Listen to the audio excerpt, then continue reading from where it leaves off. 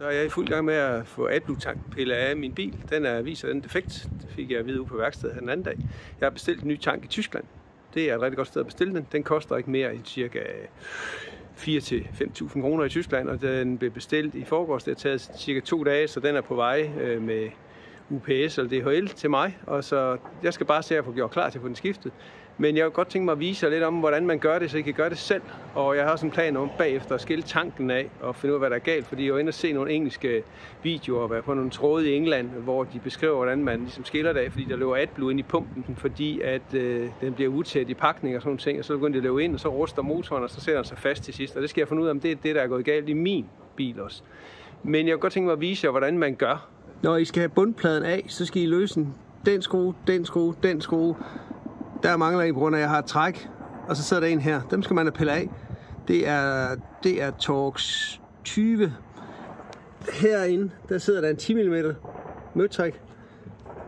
Derinde sidder der en 10 mm møtræk. Og herovre i siden er det en 10 mm. Når I får alle dem af, så I tager alle skruerne af. Så det sidste, I skal af, det er, der sidder en plastikklips her. Der skal man ind under kanten af den her, så kan man trække den der ud. Der kan I se, der er sådan en lille kant under, så man kan gøre det. Der sidder en her, og der sidder en herovre. Og hvis vi ser et stort billede af det, så sidder der en der, og en der. Dem skal jeg pille ud. Det første, jeg gør, det er at lige sprøjte noget rustløsner på, så jeg er sikker på, at de slipper forholdsvis hurtigt.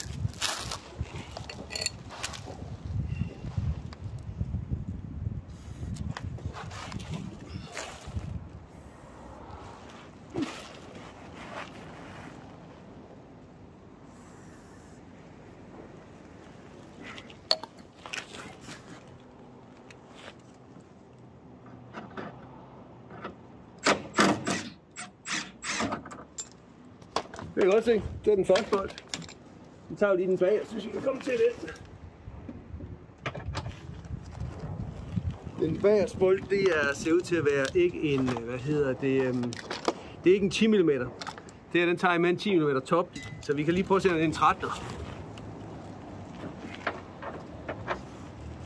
Bingo, det er en 13'er. Så kører vi.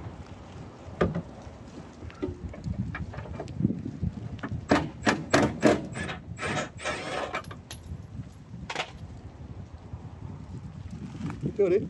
Det var 13 mm. Så skal vi have den sidste af nu.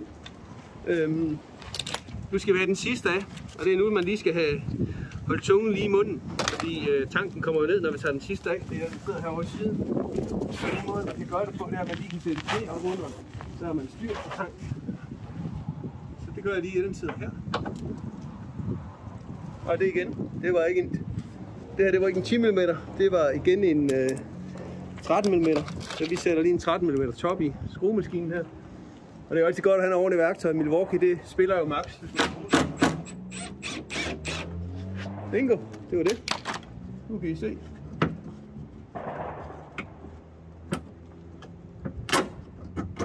Nu kommer tanken lige så stille ned.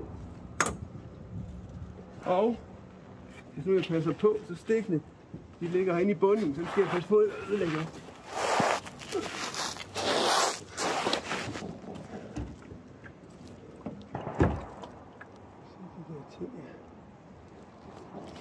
I kan lige komme ind og kigge her. Stikkene, der sidder her, der skal tages af. Der sidder 2 stik deroppe, der skal pilles af. Så er den der, det er den væsken kommer, det er den væsken kommer ud af. Den skal pilles af. Men igen, I skal pille de 2 stik af, der sidder deroppe. Det ene hopper af sig selv. Det er måske fordi, da de lavede testen, har de ikke sat det ordentligt i her den anden dag. De skal i hvert fald pilles ud. Og der er sådan en lille en, man løser på siden. Det kan I se, den der røde en, den skal man rykke tilbage for at få lov til at tage stik af. Jeg havde problemer med at pille det her stik af, fordi jeg kunne simpelthen ikke finde ud af, hvordan låsen virkede. Men der sidder en lille bitte knap her, som man trykker ind. Når man trykker på den, så kan I se herinde, hvis jeg kan holde den stille, så kan I se, at låsen den åbner og lukker. Det er det, den vipper op, den der plastikpæl. Det er låsen. Det vil sige, at man trykker på den lille plastikpæl, der er der, for at få den til at låse op her. Hvis man kigger på slangen for at tage den af, så skal man trykke på de 2, der ligger her i siderne. Fordi så slipper låsen herinde i bunden. Der ligger en lille lås herinde, så man skal trykke de 2 plastikdæmmer på siden, de ligger her. så lukker den op, så slipper låsen. Der skal bare trykkes til. Man kan gøre det med fingeren, og man kan også gøre det med en tang, og så bare trykke splitlortet af. Men man trykker simpelthen sammen her på siderne for at få den til at hoppe af. Og i forhold til det, jeg havde udfordret mig, at jeg ikke kunne få den til at slippe, fordi tanken, den hang i slangen, det skal man skulle passe på med. Derfor har jeg fået den der, I kan se der, hvis I kigger herop, så har jeg taget den her af. Den sidder oppe i bunden af bilen. Den sidder lige deroppe på det der plastikstykke. Så den har jeg pillet af, for så kan du få det, så kan I få den her meget længere ned, så er det meget nemmere at gøre. Som I kan se her, så ligger der en ledning på hver sin side. Det er fordi, der ligger et varmekabel langs med slangen hele vejen ud, for så fryser AdBluen, hvis det kommer under 11 grader. Derfor ligger den, der skal man tjekke, at de ikke er knækket. Der er en på hver sin side her, der ligger. Plus, at det kablet her, det kommer inden for styreboksen af, som sætter strøm ud til den. Så derfor skal man også sikre sig, at ledninger så ikke er knækket her. I kan se inde på det der link, jeg har sendt fra England af, hvad modstanden skal være, hvis man vil tjekke, om kablet det er defekt. Jeg kan se her, hvis jeg kigger her, så kan I se, at der er sådan noget, der bulker ud her. Det ved jeg simpelthen ikke, om det er fordi, den er været rendt varm eller et eller andet, men det må jeg finde ud af, når jeg får den sat på. Om der er smeltet noget herinde i, det tror jeg nu ikke, der er. Men der er altid en lille mulighed for, at det er sket. Så kom den nye tank. Der er sådan en seddel her med. Jeg tror, det er fordi, man kan sende styreboksen retur. Eller et eller andet affaldssortering, der er ikke helt styr på. Det skal jeg prøve at finde ud af med Peugeot. Den ligger der. Sprit ny, aldrig nogensinde været brugt. Jeg har jo den gamle. Ja, den er jo lidt småbeskidt, men fred være med det, for den skal jo ikke sidde der mere. Min plan, det er jo, at nu vil jeg pille den her af, og så vil jeg prøve at se, hvordan pumpen har det herinde i, fordi der er formentlig rent, AdBlue-væske ind i pumpen. Det er det typisk det, der sker med dem. Og så vil jeg prøve at se, om man kan rense den, og hvis man kan det, jamen, så er det jo et godt fif til andre, der har en, der ikke virker. Hvis man kan rense den op og få den til at køre igen, måske et år eller to, for den er jo ikke svær at tage af. Det tager 20 minutter at rykke den af, så det svære er det jo heller ikke. Men det jeg skal nu, det er sådan set, at jeg skal have monteret den nye tank. Jeg skal have monteret den nye tank, og det går nok forholdsvis hurtigt, kunne jeg forestille mig. Jeg kan se, der er sådan nogle, der er svært at få ned, men det er jo fordi, det herinde, der sidder sådan nogle låseklør, så når man skubber den op, så låser den sig selv fast, så den ikke falder ned. Det er jo sådan set meget smart. Så det er det, der skal ske nu. Nu skal jeg sætte den i, og så skal vi sådan set bare have den til at køre. Halløjsa igen. Så er det blevet aften, og jeg er kommet ned i mit værksted.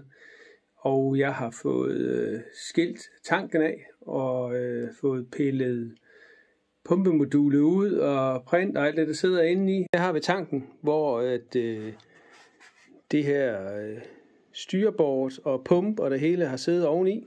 Den har vendt omvendt på hovedet her, og sådan været skruet fast, som I kan se, forholdsvis mange skruer. Men det er ikke sådan set så meget det handler om. Det handler om nu, det er rent faktisk i forhold til selve pumpemodulet og hele styringen til AdBlue-systemet. Det har jeg jo faktisk her. Det der, det er pumpen. Det der, det er en ventil. Dernede, der sidder der en tryksensor, som kommunikerer med mainboardet, så når trykket det er opnået, så slukker pumpen. Men hvis pumpen den nu bare er slukket, så vil væsken rende tilbage ned i tanken. Det her det er så tanken herover. Det vil rende tilbage, så derfor har de sat en magnetventil ind. Den magnetventil, den lukker. Nu når det er sådan, at trykket det er opnået, så bing, så lukker den. Og så står der sådan set tryk på udgangen af den, som I har hernede. I kan se hele setupet her. Jeg har en strømforsyning her, der giver 13 volt ud. Og så har jeg sat stel på magnetventilen. Herover har jeg plus og minus på pumpen. Og her har vi så trykmåleren. Og trykmåleren, den sidder forbundet til udgangen af selve pumpehuset, så jeg kan se, om pumpen den kan lave de 5 bars tryk, den skal kan lave som minimum, eller 5,5 eller sådan noget. Så det vi gør nu, det er, at jeg starter pumpen op. Det vil sige, at jeg sætter strøm på pumpen her. Og I kan høre, at pumpen den kører. Nu sætter jeg strøm på magnetventilen, det vil sige, at nu åbner magnetventilen på væsken. Så kan I se, nu stiger trykket. Så kan I se, så gør den det. Jeg ved ikke lige, hvorfor den gør det der, hvor den taber tryk. Der er nok en eller anden trykregulator i. Så kan man så puste trykket op.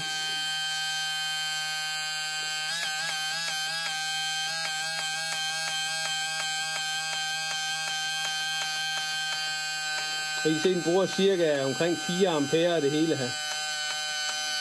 Nu kan I se, der er tryk på. Magnetventilen den er lukket. Nu kan jeg tage strømmen af pumpen. Og så kan I se, den holder trykket. Så med andre ord, hele systemet her, det er fuldkommen tæt. Den taber ikke tryk.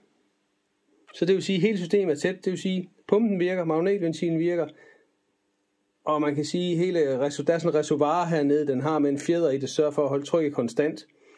Det virker også. Det eneste, jeg ikke har kunnet teste endnu, det er selve tryksensoren. Det er den, som nogen mener, der kan blive defekt. Og det er så det, der gør, at den så viser, at den ingen tryk har.